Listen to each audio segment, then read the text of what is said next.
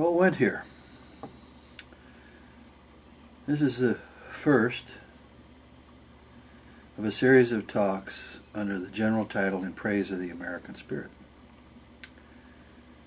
And the particular set of first talks, they'll come in sets most likely, not just individual things, because of the way YouTube works. It only lets me do under 10 minutes in order to load up, because I don't get a lot of hits and don't bring any advertising revenue. But in any event, that's not a bad discipline to have to keep things small. But the first set of talks, there'll be more than one, comes under the title The Gift of Unemployment.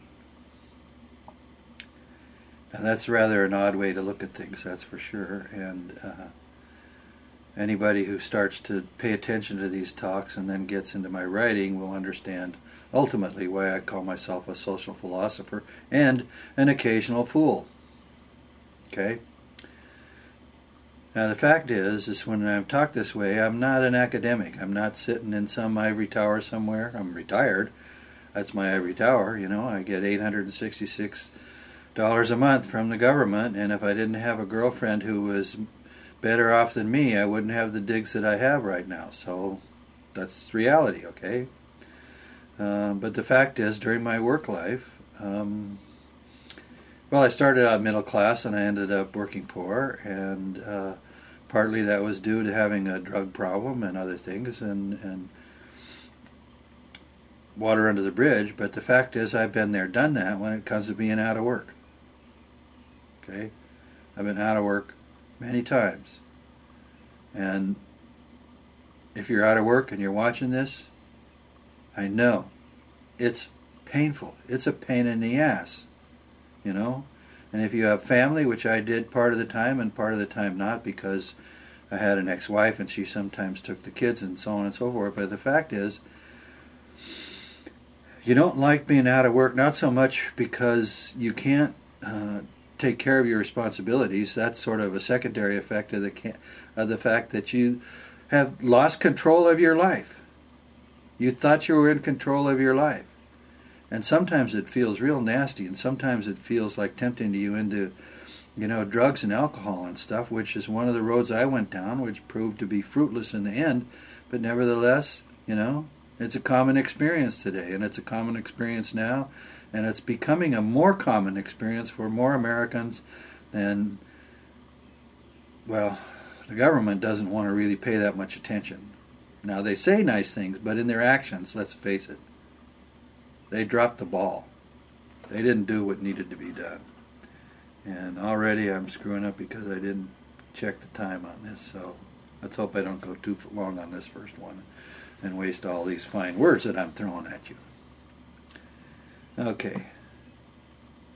I'm going to talk about the government sometimes and not talk about it other times. And right now I don't want to talk about the government. I want to talk about you. I want to talk about not having a job and how crappy it feels. And I can report to you that you survive it. There's grit in the human being. There's really strong grit. You got time to go to a movie? Go see Winter's Bone or Gran Torino. You know, there's lots of movies out there, and there'll be more, where it's very clear that human beings have grit, and when trouble comes, we stand up and we do stuff. Now, in economic times, if you want to get into that side of things, then you want to get, gosh, I can't remember the name of it. It's a movie about the Depression with Henry Fonda, Grapes of Wrath. Now that tells you the story of getting beat up by the people who own things and pushed around and shoved around by the people that get to control the cops and make the cops into, you know, their servants, and they beat you up and push you around. And in the end, bad things happen, and sometimes your friends die. And then in the end, you think about it and you realize that basically, if you can manage to hang out with friends and find good company, together you're tough as nails and nobody can get you down. I mean, that's just the fact of it. So the gift of unemployment, That's one of the things. You're going to survive, and if you find some good company, you're going to survive together. Okay? Count on it. And if you don't survive, you probably went down shooting. And I don't literally mean, save your rifle and go out and shoot somebody, but in the little thing that goes with this that says about it, there's a little picture of Henry Thoreau, and it says, think free and disobey. I wrote a little booklet called On Common Sense, the Degeneration and the Redemption of American Political Life. And it has a little subtitle. I forget the exact words of it, but it's something on the order, when nobody's playing by the rules, you don't have to play by the rules either, okay? That's what disobey means. Be creative, don't follow the rules, except within the group you belong to. Form groups. There's really good advice out there for what to do if your particular neighborhood in America or elsewhere in the world, for example, heads into anarchy. I'll just give you one thing that I read that I thought was really interesting. If you're forming a group and you're bent on survival, and you think that times are going to get a little bit really seriously tough, and there might be violence, this guy says include some criminals and some bikers in your group. Because you need warriors, or veterans. You need warriors. If it gets that much anarchy out there where the law can't even stop the bad guys from coming in and doing some of the things that you'll see in the film Grapes of Wrath, include some warriors in your community. Don't put them away because, oh, no, I don't want any violence, da-da-da-da-da. Wake up, folks. Wake up, people who think the gun culture of America is really crazy.